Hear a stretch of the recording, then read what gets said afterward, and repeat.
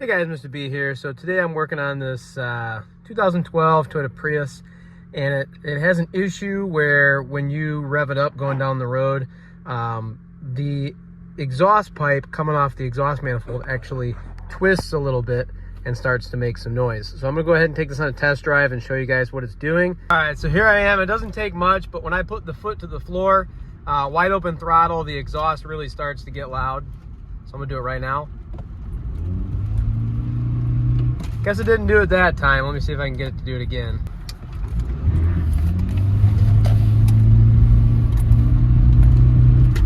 And a little bit there. Sometimes it's even louder than that, but you can really hear it when it does it.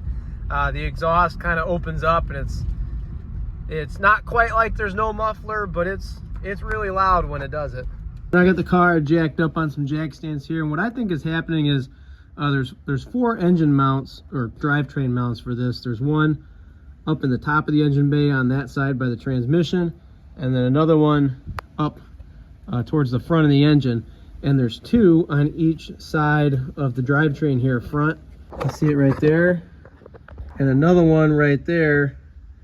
And I think what's happening here is the whole drivetrain is twisting and shifting and torquing like it's supposed to, but that these mounts aren't holding it in place enough. The drivetrain shifts, so does that exhaust manifold, which is of course got the catalytic converter bolted to it. And if the catalytic converter doesn't want to move enough, well, then what gives? Well, the connection between the exhaust pipe there, the catalytic converter inlet, and originally when I first tried to fix this problem, the bolts were rusted out, so I did buy a new bolt kit and put new bolts in there and was able to get that fixed. And it definitely made the problem better, but it's not 100% cured. So I'm gonna go ahead and I'm gonna replace both of these drivetrain mounts. First thing I'm gonna do is get all this plastic crap out of the way. I got a lot of clips to remove here. A lot of clips along these plastic covers. All right, so I got a lot more access to everything now that those covers are out of the way. Looks like these 2 bolts here have to come out. Those go all the way through the subframe to that rear mount there. And then there's access holes here for that nut and that nut, which are also for the mount. Doesn't have through bolts.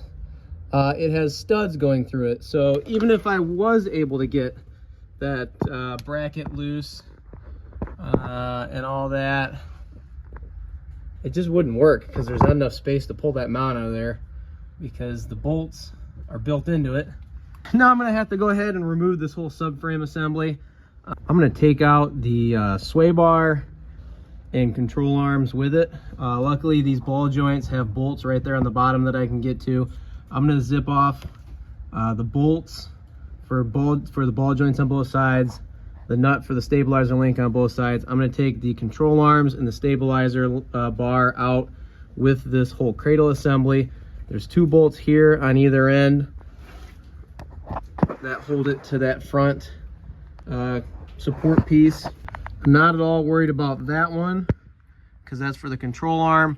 I am worried about this one here and those ones there on both ends because that's what holds the back half of this cradle assembly in. I do have to worry about the rack and pinion. What I'm gonna do for the rack and pinion is I'm gonna try and leave it up in the car as I do this and just kind of move it out of the way. There's a nut right there for the through bolt that mounts this rack and pinion right there to the cradle assembly. Through bolt right there for the rack and pinion that holds it to the cradle.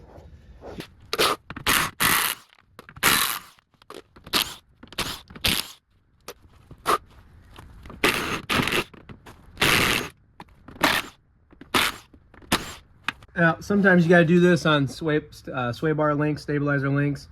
The entire ball piece inside of there is spinning and the nut won't come loose all the way, so I got a piece of vice grips on the back end of it to hold it in place as I take this loose. And for that rack and pinion bolt, it looks like you do need to put a wrench on the end of it to hold it in place.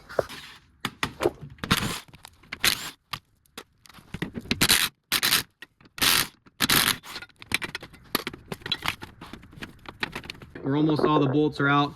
So I've got my floor jack there holding up the subframe so it doesn't fall on my head. There's a bolt right there on each side. You can gain access to it through here.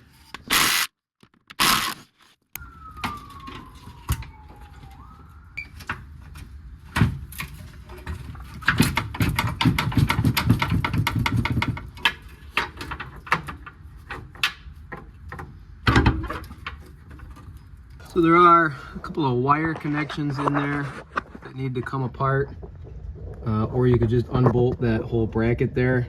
All right, so there's another weird little bracket here that holds this wire in place. I did end up just taking that bracket out. All right, so there's the whole subframe. Honestly, that was pretty easy to take out. I wouldn't be deterred from taking this out, guys. You know, sometimes I like to try and prove the manual wrong and do things quicker and find a shortcut, but honestly, there's no shortcut on this. You got to take the whole thing out. But Toyota did do us all a favor and give us bolts for everything that even on a 300,000 mile car still came loose. So there's the mount there. And I'm going to be honest with you guys, I've seen worse ones before, but you can see some crackage in there. You know, it's not great. And you got to remember too, the electric drivetrain in these puts a lot more torque and tension on these mounts. The drivetrain can definitely move around a lot more with that electric motor. And now that I can just swing the rack and pinion out of the way, I can easily gain access to that through bolt. All right, so now that I'm here and I'm doing all this, honestly, because of an exhaust leak in the first place, I think I'm gonna go ahead and take these bolts off. I'm gonna remove those hangers there for the exhaust system and get the pipe to kind of push back, and I wanna inspect this connection here while I have all this space to work with and just see if there's any rust behind there that can get cleaned up to help it reseal itself. All right, so if you don't have a tool like this to remove those exhaust hangers, I highly recommend getting one. It just goes around it like that, and then you squeeze it and it pops those off. It looks like there is actually a seal or gasket of some sort that goes in between there. So to fix this right, I'm going to replace the mounts, and I'm also going to replace this gasket here. I'm going to remove this, get a new one for it. Here's the new Felpro graphite seal that can go in between the exhaust pipe and the manifold. Much, much better than the one that was on there, obviously.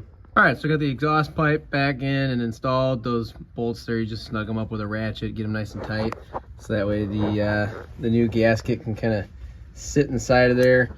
I did go ahead and put in some hose clamps for the exhaust shield here. Is it like the best thing to do? No, but I'm not going to replace the entire catalytic converter on this car just because the heat shield is loose. So I made sure to put that on so it wouldn't rattle around and make noise. It'll be fine, it's functional.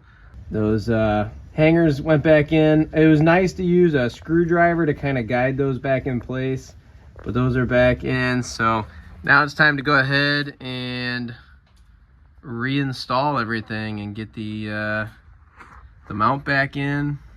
So I got the new mount up in here. Now this middle bolt here, I'm gonna leave it loose until I get everything lined up. I don't want to tighten this down and then not be able to move the mount to get everything to line up in place. And I also don't want to put too much tension on that mount by forcing it into place and then getting everything in there and have that mount be twisted already. So I'm going to leave that bolt loose until later.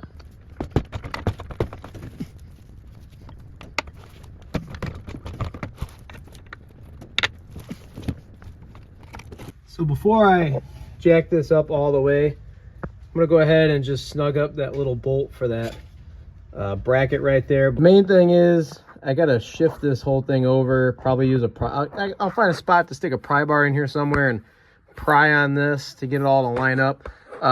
You want to try your best to get the subframe assembly to line up with those rust spots where it was before. Otherwise it could throw the alignment off slightly. So when it goes together, just keep an eye out for that. And unfortunately, the bolt did break for this bracket here, so I had to break out the welder and give it a little bit of a weld job there. Might not be the best, but hey, it'll work. So for all those big bolts that are holding this up in place, I'm gonna hammer down with my impact gun. You could do this by hand if you wanted to with a big 1/2" drive ratchet, but this just really makes it a lot easier.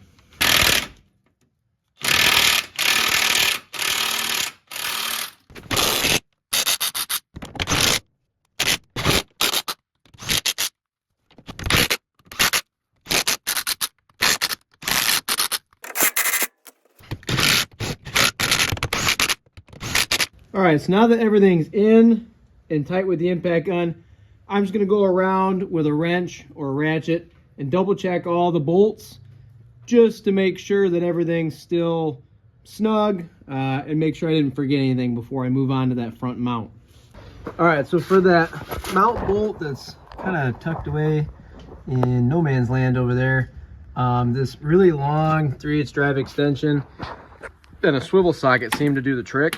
That 17 swivel socket really fits in there. All right, so now that the hard part's over and I got the back mount on, now it's time to go ahead and take out the front mount.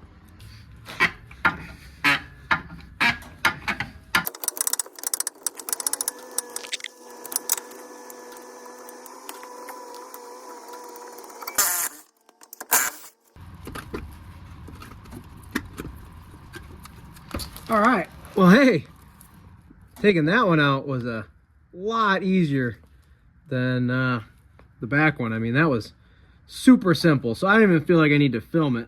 All I'm gonna do is the same thing I did with all the other bolts, is put the new mount in and tighten up those bolts with my impact gun or my big ratchet, really give it some torque and tighten those bolts up really good. That's really all you got to do. All right, well, here I am. I got the undercarriage back on. I had to get quite a few new plastic clips for it, but all those clips are back in place. All the bolts are in place. Now it's time to go ahead and torque down the wheels, get those on, and take this thing for a test drive. All right, well, here I am on my final test drive, and I would say that this problem is now fixed. I don't hear any more exhaust noises when I punch it or when I take off from a stop sign. All I hear is the engine running.